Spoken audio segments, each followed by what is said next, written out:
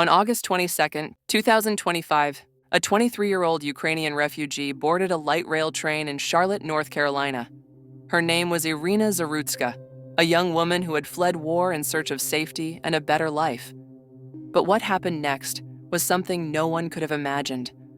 A stranger, a man she had never met before, would attack her in a sudden, brutal act of violence, ending her life on that train. This is the tragic case of Iryna Zarutska and the man accused of killing her, 34-year-old Decarlos Brown Jr. Iryna's story begins far from North Carolina. She was a Ukrainian refugee, forced to leave her homeland behind after the Russian invasion. Friends and family describe her as kind, hardworking, and deeply loved.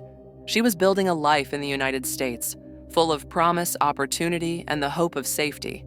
But in just a matter of moments, everything would change.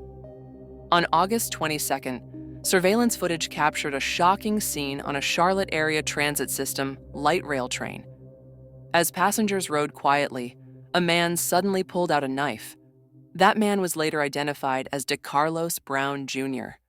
Without warning, he lunged at Iryna Zarutska, fatally stabbing her in what investigators have called an apparently random attack.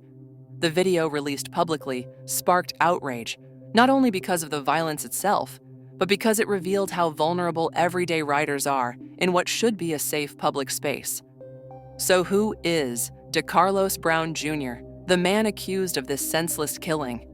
Brown was 34 years old at the time of the attack.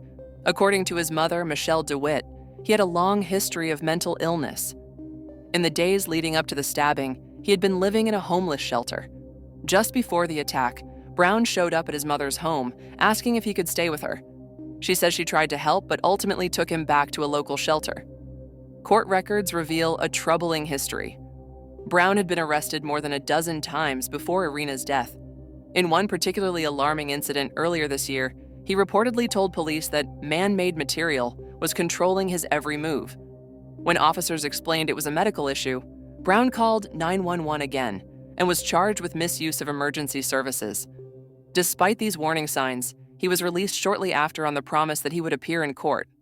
Following Iryna's death, Brown was charged by federal prosecutors with causing death on a mass transportation system.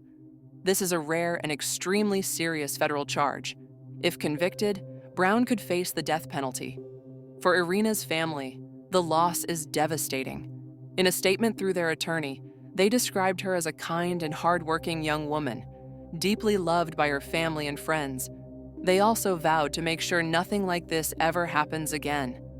Their grief is now joined by a mission to fight for accountability, safety, and reform. This case raises urgent questions. How could someone with a long record of mental health struggles and repeated arrests still have access to the public without intervention? What safety measures should be in place to protect passengers on public transportation? And most importantly, how do we prevent tragedies like this in the future? For Iryna, her journey should have been one of hope and new beginnings. Instead, her life was cut short in a random act of violence that has shaken an entire community. As the legal process against Decarlos Brown Jr. unfolds, the world is left remembering a young woman whose story should have been about resilience and rebuilding, not tragedy. Another case, another reminder.